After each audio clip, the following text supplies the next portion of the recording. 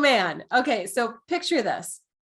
I'm sitting at my desk one day and I just finished a blog post that took me 45 to 60 minutes to write. I really put a lot of effort and energy into my writing. I really enjoy writing. And when I'm writing a blog post, I really want to connect with one reader. I'm not thinking about the masses and specific keyword placement at the beginning. I'm just pouring into whomever is going to spend time reading my content. So I write all of that up. Then I think, okay, what's something smart I can say on social media today? And I go over there and I'm doing some custom content for social media. And then, dang it, got to send out that newsletter. Well, my newsletters back then used to take me like 60 minutes again. I mean, all things considered, I just thought, I don't have time to do all of this marketing. This is just, I'm overwhelmed. I've got to get back to my clients. I've got to sell. I've got calls and my accountant and this and that. Like, I can't do this all. There's got to be a better way. Second time in my career that I said that. I don't know if you watched the website video. I had a couple of videos ago about how I created a video roadmap on my website that cut my sales calls in half. It all came from that frustration of like, there's got to be a better way. This was the second time I had that moment. And I sat down that afternoon and I thought, okay, I don't want to do any of this anymore. Like, how can I extract myself out of the business? And a lot of people, I think at that moment would just go hire it out, or they would go take a course and try to grudge through it. Like, I didn't want to do any of that. I thought, I know what I'm doing better than anybody. I know how to optimize. I know how to write. I know what I'm doing on social media, but how can I have somebody else do that? Well, you have to document what you know. It's not sexy work, but it's necessary work. So I sat down and I started documenting how I do what I do. And I also started thinking smarter, and I didn't want to work harder, right? So in terms of thinking smarter, I thought, I think this YouTube thing is going to grow. That's how long ago this story was. This was probably, I don't know, somewhere around seven years ago, maybe more, 10 at the most. But I thought, I've seen some people dabbling on YouTube. I think this thing's going to take off. And I think video is going to become the future of online marketing. Now, back then, I was using video to create like training videos for my clients. Since day one, back in 2007, I was working with Camtasia software. It was slow. It took forever to render. It was a pain. But so I had some video experience, and also I had some experience with a video recorder back when I was speaking and doing training for Cutco. So I thought maybe I could do some like training videos online and start a YouTube channel. So funny. And so what I thought is, what if I could create a short video that's like 3 to 5 minutes long, and it would just be answering a question that somebody has, right? I knew, of course, from my training that in terms of search engine optimization and content for Google and YouTube, that you should create content based on the questions that people type into Google because they're searching for the answer to their problem. So I thought, I get questions all the time on sales calls. Why don't I just answer those questions in the form of these little 3 to 5 minute tip videos? And what I could do is I could train somebody on my team how to optimize each video in YouTube, because there's like 16 different things that you can do to optimize a video on YouTube. Did you know that? For example, when you're done recording your video, like I'm recording this on Zoom right now, and it has this weird file name, like the date and some other numbers and letters stringing together .mp4. Rename the file of your video to have keywords in it separated by a hyphen. So this one could be leverage -to -scale -content -marketing .mp4, for example. That way, anybody searching for leverage to scale, which is the name of the training program, and content marketing, my video would pop up on YouTube and Google, right? This is one of 16 things that you can do to optimize your videos on YouTube. And I knew what they all were, but the information was stuck up here. So what I did was I documented the 16 steps I would want a VA on my team to do to take one of these little videos, optimize it on YouTube. Then I gave instruction for step 2. Step 2 is I wanted somebody to watch my video, and then I wanted them to craft a blog post for me so I wouldn't have to do that ever again. And they wouldn't have to be the world's best copywriter because I'm already giving them all of the content with my personality and my phrasing in the video. So all I have to do really is give them a framework for the number of words, the styling, the formatting, how to embed keywords so that it's optimized for Google. I could teach them some search engine optimization, and now they can embed the video as part of the content in my blog post. And now all I have to do is a video, and then my VA can optimize it and make a blog post out of it and optimize that every week too. That would be really cool.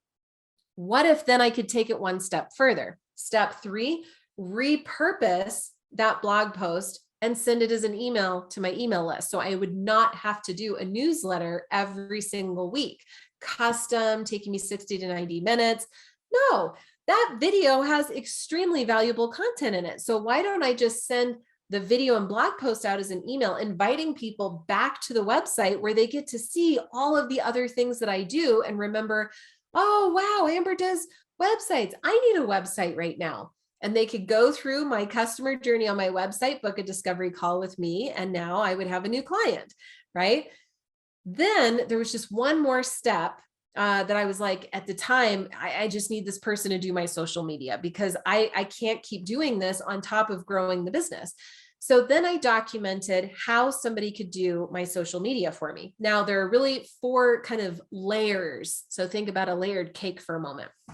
The foundational layer that I had to teach my VA, Jill was her name at the time, is I said, Jill, there are basic types of social media posts that you can put out there that are an easy way to get engagement online. And you need engagement so that the social networks open you up to more viewers, right? And then you can get even more people coming in and following you. And so I said, here are all of the different ways that you can create these foundational post types. And then I want you to engage with people in this certain way. So I had to teach her all of that first. Then I said, we're going to layer on story because people like stories, they remember them, they share them. And so what we need to do is have you extract out different stories through interviewing me, listening to podcast interviews that I've been on, watching my speaking, observing team meetings, anywhere, all the time, look for story content. And then here's how I want you to craft the stories as, social media posts. Then the next layer up is I need her to learn how to make offers, right? Because we can't just spew out good content. Eventually you have to ask your following to do something, to take a next step with you. You're guiding them and their journey. And this is where a lot of people feel uncomfortable, but you don't have to. It's just that you haven't learned a better way to do it. And I'm not one of those like scammy, skeezy salespeople, or I don't have like, buy now, ugh, right? So what I do is I taught Jill how to actually craft an offer in a really compelling, but more educational way that's inspiring, that's rooted in connection and cause for the person that's tuning into my social media content. Whether it's a free offer, sign up for my free training, join our email list, get my pricing guide, etc. Or if it's more of a monetization offer, such as sign up for my program, do you need a website? Are you looking for book launch, etc. So we looked at all of those offers and I talked to her about a compelling way to craft those messages and how to interweave them amongst the other layered content. The last layer that I taught her is how to go out onto other people's social media profiles and start engaging with other influencers, community leaders, mastermind hosts, podcast hosts, etc., and nurture and develop a relationship with those people so they start paying attention to my content and what we're doing over here at NGNG. And then you can engage with them, and now some of their community can start to become our community and create more goodwill in the marketplace. I know I'm throwing a lot at you in the story, so let's recap. I was frustrated. There's got to be a better way. I'm tired of doing my own marketing. I have other things to do in the business. What if I create a tip video that somebody on my team optimizes for YouTube, turns into a blog post, optimizes for Google, sends an email to my email list, bringing people back to the website to engage in the content. Let's have her do all my social media for me and help expand my reach and engage with other influencers. The last piece is I ask Jill every week to track her results and send me an email showing me the growth metrics. That's something I was not doing at that point in my business. This operation that I just described to you, that's all coming from one little 3 to 5 minute video, that's what I now call leverage to scale. It was born out of a moment of massive frustration for me where I didn't have the time. I wanted to connect and educate, but I didn't have the time to do everything. That's also the day that I realized the value of documenting what I know, the value of creating an operation in my business that anybody could plug into and grow from. And that Saturday, after documenting every detail, I mean, this document, I don't even remember how many pages it was. It was long. It took a long time to create that document. That Saturday, I sat down in my office and I timed myself. 5 minutes is all I gave myself to create a content plan.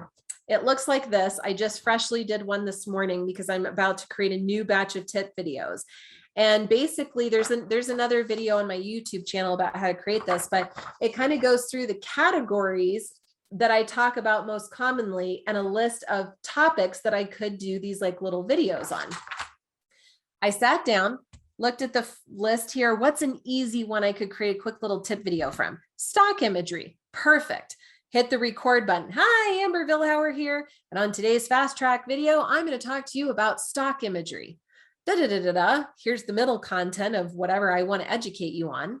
If you thought that video was helpful, subscribe to our YouTube channel to get notified when future videos like this become available. Head on over to ngngenterprises.com where you can learn about our services and download our pricing menu. Until the next video, just remember, no guts, no glory. And that became video number 1. I would put my hair in a ponytail, look at the list. What's the next one I could do? Oh, wireframes. Yeah. Hi, Amber Vilhauer here. And on today's fast track video, I'm going to talk to you about wireframes, except I wasn't that cheesy. I was me. But you get the idea. I would talk about the middle content, same call to action at the end, run into my closet, change my shirt, come back, pick the video, hit record, put my ponytail down, change my shirt, come back, pick the video. I turned it into a game.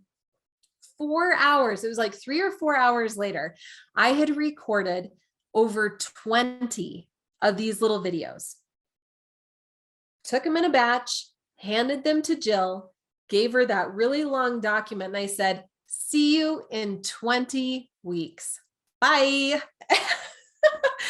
And Jill loved it because now she had so much content that she needed to feel empowered in her role. She could own her role. And she loved it because she could start pre-scheduling out content so that she didn't have to feel rushed or last minute. It just created a much better environment for her to be able to do her job. Meanwhile, I didn't even have to think about my marketing until about 18 to 20 weeks later, where I had to record another batch of tip videos. And actually it was really well timed because I was pregnant with my son Clay. And I thought, shoot, I've got to record enough videos to where I can get beyond even my maternity leave. So this was like over 6 months of content that I had to create. Boom, knocked it out in one day. Didn't have to think about my marketing for the next over 6 months at that point. Meanwhile, Jill was set up for success. We grew like gangbusters that year. We had so much attention at the end of that year of doing those videos. I stopped doing videos. Had to stop it cold turkey because we were growing too much too fast. I couldn't accommodate all of the people that wanted to come in and work with us. That is the power of documenting your ideas, of listening to that moment when you say there's got to be a better way, innovating, right? It's the power of using video in your marketing, of repurposing your content, getting more efficient, giving power over to a team member. There's so many beautiful things that came out of that moment of frustration. But when I look back on our 15 years at NGNG, that's just one of my favorite stories. And years later, I think it was like 2 or 3 years later, I was talking to a coaching client, Dr. Garrick, and he was having the same frustration. Amber, I'm stuck in my business and I don't know what to do. And I said, oh, well, you should do this marketing thing that I did. And he said, Amber, why aren't you selling that to your clients? And I said, I don't know, because we build websites and launch books. I hadn't even thought about it. You know, those moments when you take your own genius for granted. And so literally that's when Leverage to Scale was born. And now we have over 1,000 members, game changer for businesses. Just a really fun memory. Program is still going strong. There's nothing out there like it. So think about your own business. What are you taking for granted? What could you document? What could you give to a team member to free you up out of the business? And maybe it's something that you can start selling. I can't wait to talk to you on the next video, because I've got more great videos and stories to share. Thank you for being with me on this fun journey as I take a look back at NGNG's history. I'll see you on the next one.